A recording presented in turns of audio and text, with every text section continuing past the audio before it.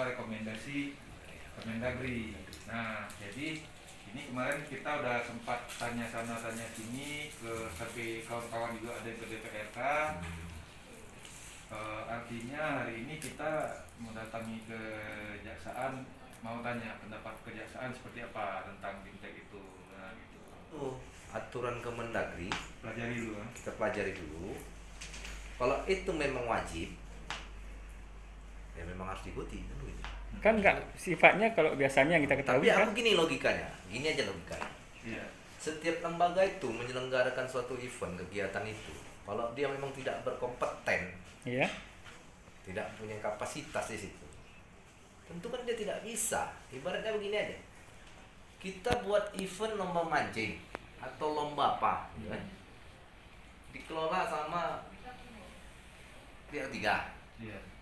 Bidang dia menyelenggarakan event tersebut, misalnya bidang dia memang bukan acara event itu, mungkin event organisasi bergerak dalam bidang pernikahan, masa disuruh kan begitu ya, masa disuruh mengelola event perlombaan Lomba mancing. kan Nggak nyambung. tak nyambung. iya.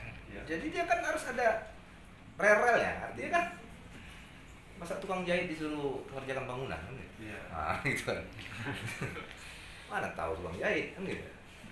Cuman dijahitnya bangunan itu nanti kan gitu. Jadi secara logika memang bisa diterima, artinya itu sedikit banyak aku semua 90% itu wajib. Itulah. Iya. Tapi aku nggak Maksudnya tahu. Kemendagri itu yang wajib. Artinya memang dia memang punya kapasitas dan diakui bisa menyelenggarakan ini. Dilihat dari pengalaman dia, apa dia. Kan ada beberapa lembaga yang telah ditentukan gitu kan. Nah, kalau ini memang dari pihak EU sendiri mengaku dia tidak mengantongi rekomendasi gitu. Nah, langkah selanjutnya ketika rekomendasi itu tidak dimiliki, apakah ini ada bertentangan dengan hukum ketika penggunaan anggaran itu bertentangan dengan baik itu tadi surat edaran Kemendagri itu sendiri begitu. Oh gitu. Masalah apakah itu suatu perbuatan melawan hukum tidak? Kan gitu dia punya. Yeah. Kalau dia tidak memenuhi kriteria seperti itu, ya. Ini nih. Apa jawab? Dia tidak memenuhi kriteria, tapi kita nggak bisa juga terlepas ya. Sebab dia tidak memenuhi kriteria, akibat yang timbulkannya apa? Kan gitu. Terhadap keuangan negara gitu. Begitu dia. Oke, seperti itu. Sebab dia tidak memenuhi kriteria.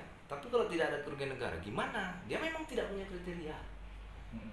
Tapi hasil dari perhitungan semua, dana itu pas. Tidak terjadi markup, tidak terjadi apa. Kita ikutilah berapa hari kegiatannya. Jadi menurut kejaksaan dalam penguasaan anggaran ini, ketika anggaran itu 5 jutaan itu per orang, apakah pas itu penggunaannya itu untuk 2 hari? Aku pernah pikir gini. Aku pernah pikir nih. Kan gini, aku pikir nih. Nah, kan gini Pak, itu kan sesuatu kerugian negara atau tidak kan harus diuji dengan adanya suatu auditor, adanya audit yang memenuhi syarat gitu. Kenapa kita bisa klaim seperti itu gitu? Jadi gini, kita nengok ya. Ini kegiatan masih main kan? Masih. Sekarang kan? Sampai tanggal 20. Jadi kalau masuk sekarang, misalnya di audit, tunggu dulu Pak. Kegiatan kami masih panjang nih. Iya. 40 hari mau buat nih. Kami mau nyewa boot, mau nyewa kapal pesiar, kita nggak tahu. Kan gitu. Karena belum selesai acara. Selesai. Ada bantahan nanti di situ. Biar selesai dulu dia. Jadi kan kalau aku pikir, aku mau tengok.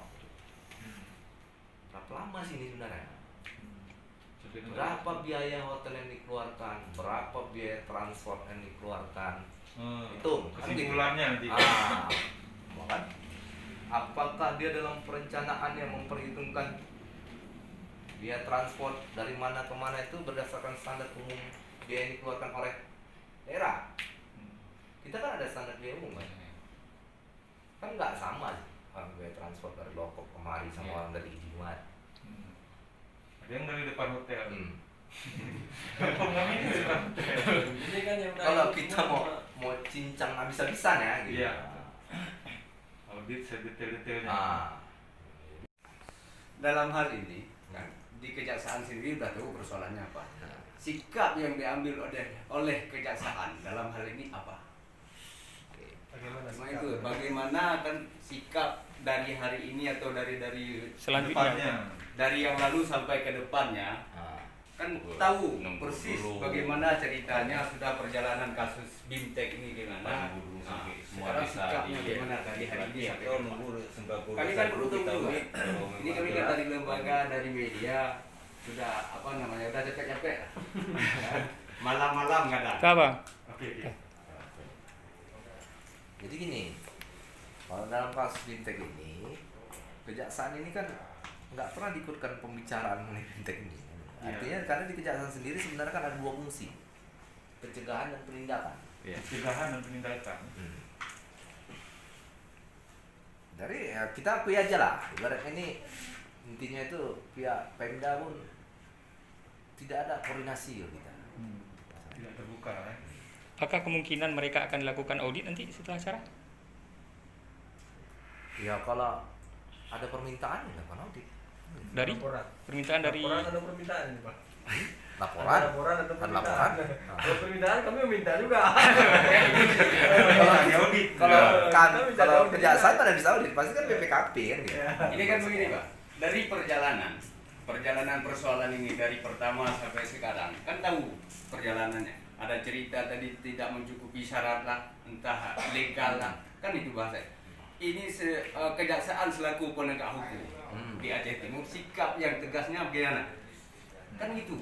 Kan nggak mungkin selaku penegak hukum kita diam-diam aja. Iya. Betul. Kami kan perlu tahu sikap yang menyangkut tentang hal Bimtek ini. Kita nanti Langkah coba- selanjutnya gitu. Langkah selanjutnya kita coba nanti kita koordinasi sama DPMG kenapa ini bisa terjadi ini. Dibiarkan. Kenapa ini Kita mau DPMG? tahu juga sebenarnya berapa sih untuk penganggaran ini. Ini kan kita kan nggak ada dokumen yang kita pegang ini sekarang. Iya. Jadi kan kita kan Meraba-raba. karang-karang kan gitu. Tapi itu pun, bukannya saya, bukan kejaksaan tidak mau. Kita tunggu juga petunjuk pimpinan bagaimana kan gitu. Saya dukung kalau ini terus naik kan pasti kan itu jadi pertimbangan pimpinan kan gitu. Iya.